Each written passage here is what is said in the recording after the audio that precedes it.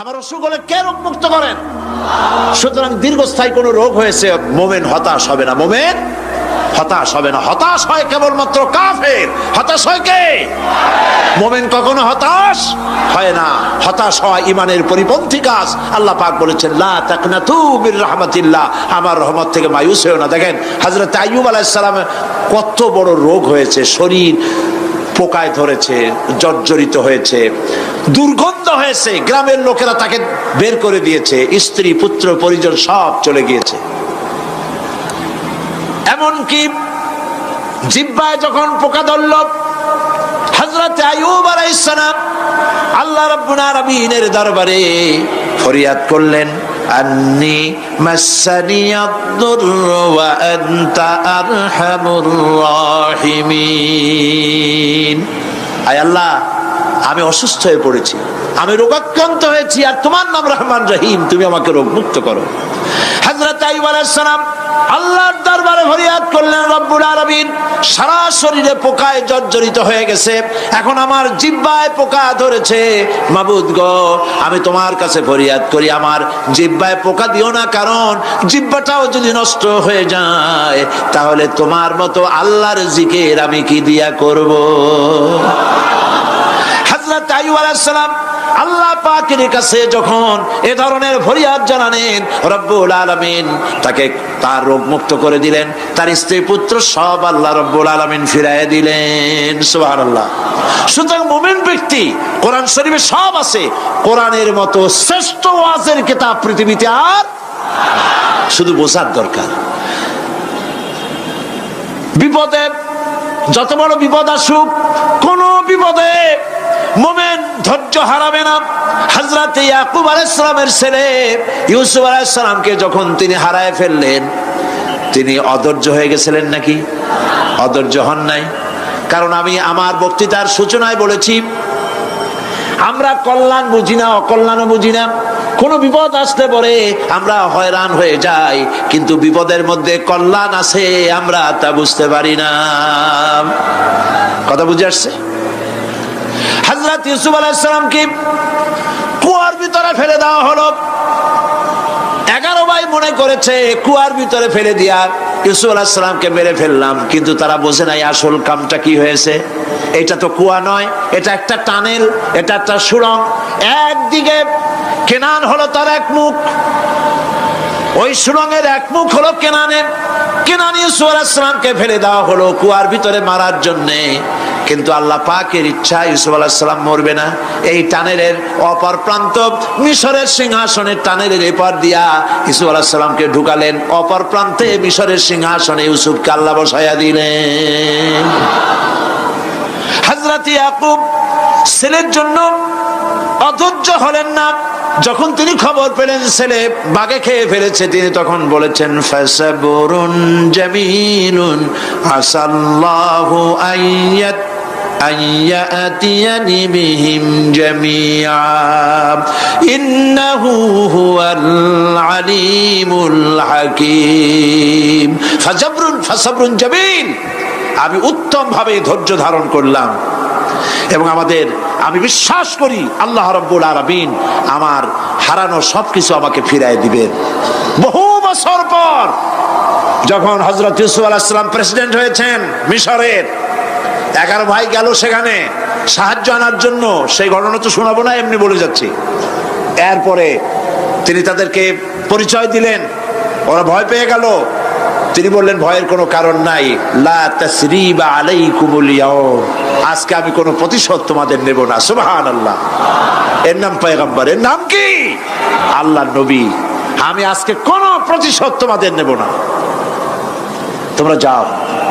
পিতার অবস্থা তিনি জানলেন, কাঁদতে কাঁদতে পিতার চোখ দুটো নষ্ট হয়ে গেছে ইয়াকুব আলাইহিস সালাম।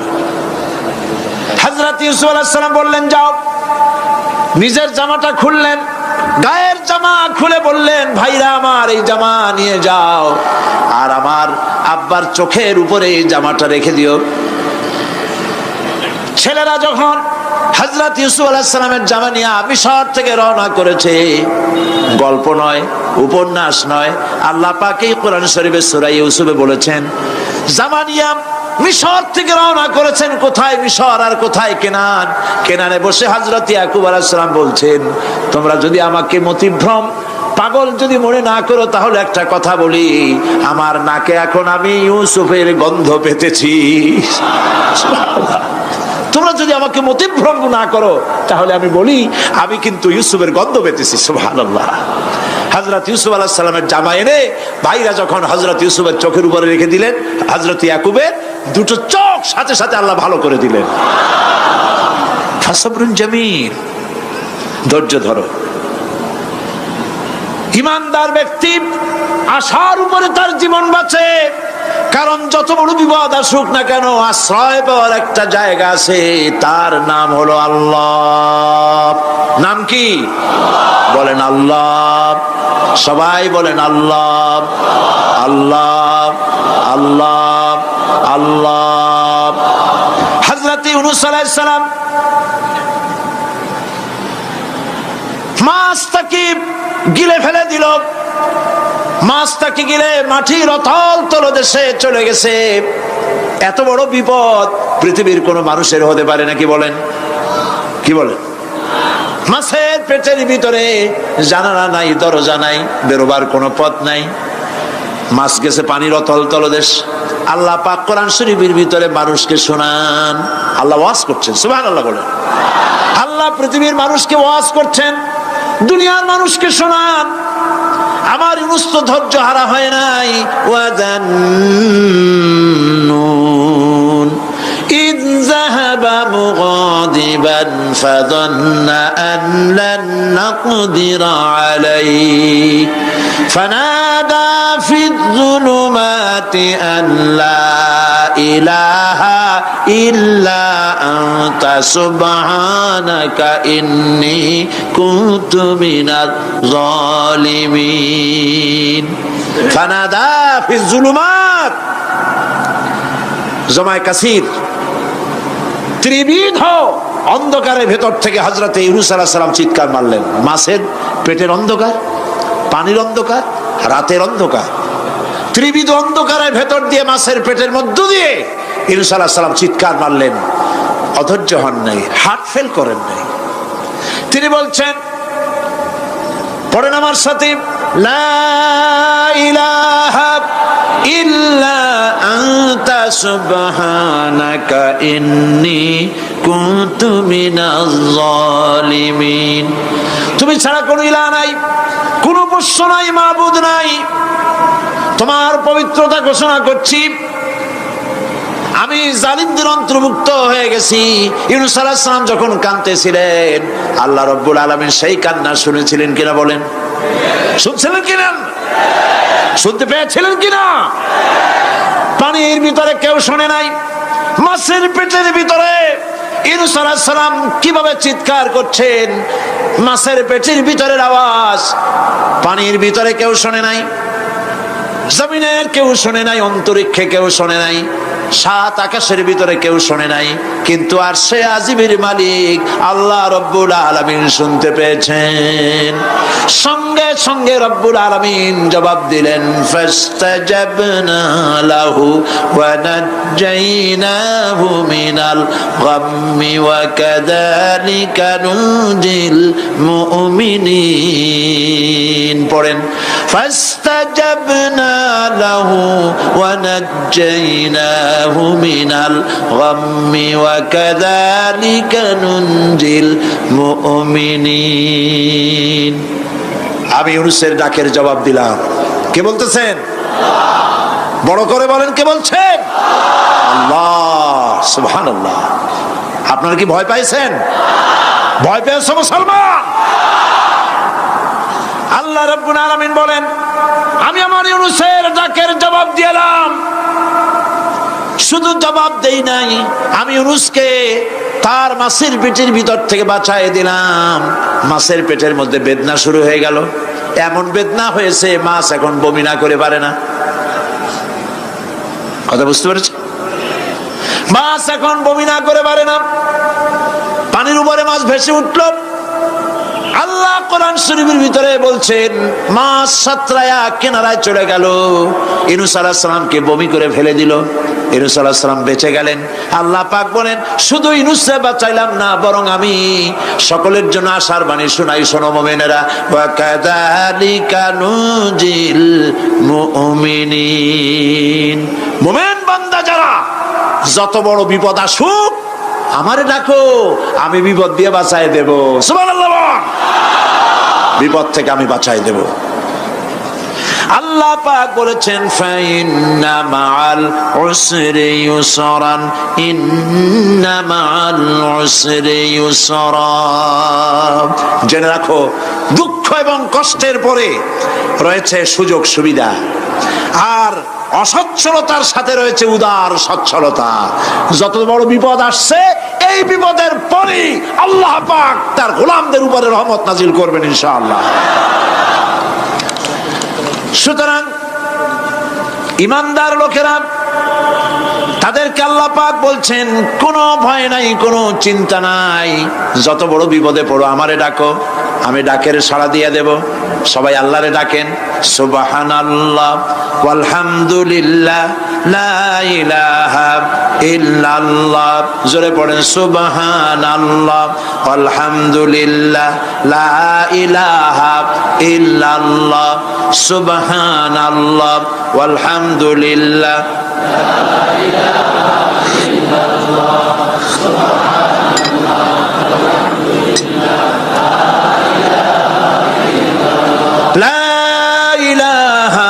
ইল্লাল্লাহু মুহাম্মাদুর রাসূলুল্লাহ। আল্লাহর উপর ঈমান আনলে যত ফায়দা হয়, এত ফায়দা দুনিয়ায় কোথাও নাই। সুবহানাল্লাহ। আল্লাহর উপর ঈমান আনার ৫ম নম্বরের ফায়দা কয়টা বলছি? 5টা বলছি। আপনাদের অসুবিধা হচ্ছে নাকি? তাড়াতাড়ি শেষ করতেছি। 6টা বলবো, 6টা বলবো, এ হলো ৫ম নম্বর। তারপর আমরা দোয়া করব। দোয়ার দরকার আছে কিনা এই সময়? ৫ম নম্বরে, আল্লাহর উপরে ঈমান আনলে পরে আরেকটি বড় ফায়দা, সেটা হলো কঠিন এবং কঠোর বিপদে আল্লাহ পাক তার মধ্যে অবিচলতার এবং ধৈর্য ধরার তৌফিক দিয়ে দেন। সুবহানাল্লাহ। যত বড় বিপদ আসুক, সেই বিপদে মুসিবতে আল্লাহ পাক মুমিনদেরকে আল্লাহর উপরে নির্ভরতা শিখায় দেন। সুবহানাল্লাহ। কারণ মুমিনদের জানা আছে যে ঈমানদারদের বিপদ নতুন কিছু নয়, একেবারে আদম আলাইহিস সালাম থেকে শুরু হয়ে আসছে, ঠিক কিনা? আদম আলাইহিস সালামের বিপদ হয় নাই? আদম আলাইহিস সালামের বিপদ কি? শয়তান। তার বিপদ কি? শয়তান ছিল বিপদ। প্রত্যেক নবীর সময়ই মানুষের নবীদের কষ্ট দিছে, দেয় নাই? বিশ্বকবি ইকবাল বলেছেন, সতীজা কা রহা है अजल से ताइमरोज, सतीजा का रहा है अजल से ताइमरोज, चरागे मुस्तफा भी से शरारे बुलहबीस। আবহমান কাল থেকে শুরু করে মুহাম্মদ সাল্লাল্লাহু আলাইহি সাল্লামের চিরাগকে, নূরকে, ঈমানকে, ইসলামকে নিভায় দেওয়ার জন্য আবু জাহেলের গোষ্ঠীরা চিরকাল চেষ্টা করেছে। সব চেষ্টা কর্পূরের মতো উড়ে গেছে, মুহাম্মদ সাল্লাল্লাহু আলাইহি ওয়াসাল্লামের চিরাগ টিম টিম করে জ্বলতে রয়েছে।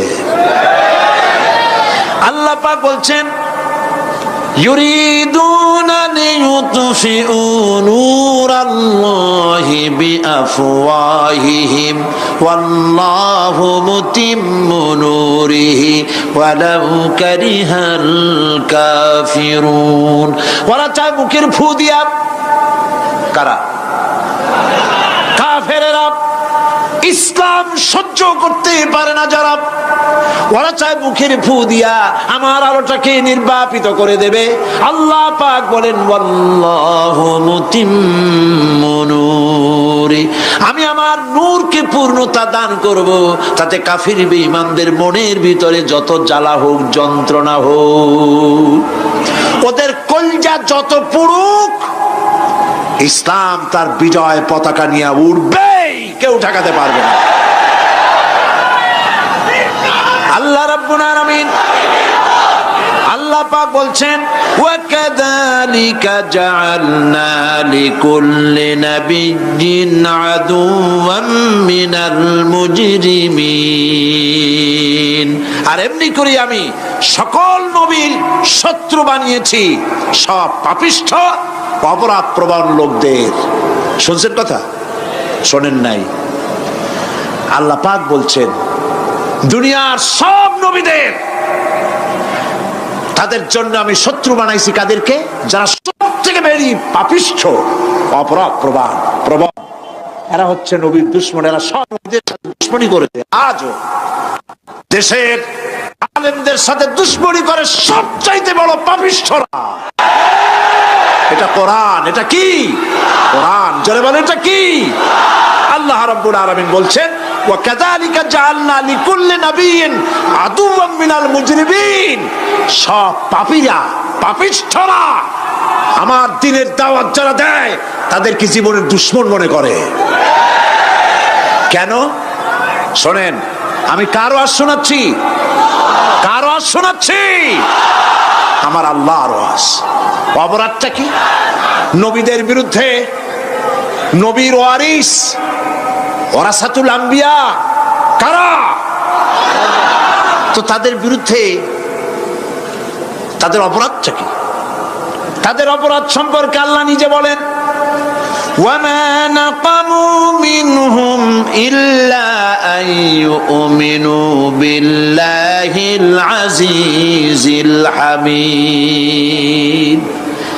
এদের বিরুদ্ধে অ্যাকশন নেওয়ার আর কোনো অপরাধ ওদের নাই। ওদের একমাত্র অপরাধ ওরা আল্লাহর জমিনে আল্লাহর আইন প্রতিষ্ঠা করতে চায়। এটাই হচ্ছে অপরাধ।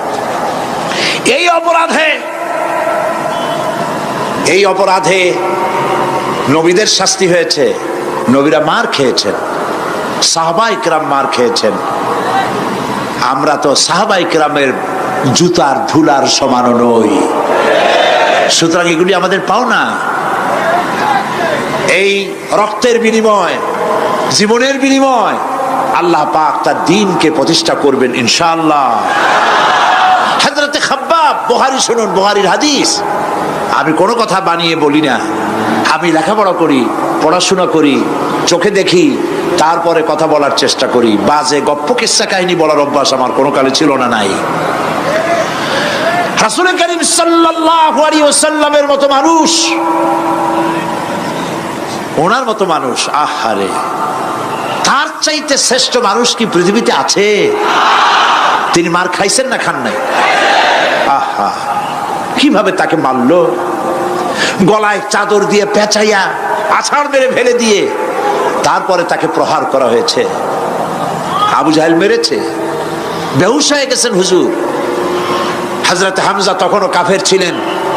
শিকার থেকে ফিরে এসে মুহাম্মদ সাল্লাল্লাহু আলাইহি ওয়াসাল্লামের অবস্থা দেখে পায়ের রক্ত মাথায় উঠে গেছে। আপন ভাইয়ের ছেলে, আর এমন ছেলে। চলে গেলেন আবু জাহেলের বাড়ি। বললেন, আবু জাহেল, তুই নাকি মুহাম্মদ সাল্লাল্লাহু আলাইহি ওয়াসাল্লাম মারছিস? কেন মারলি?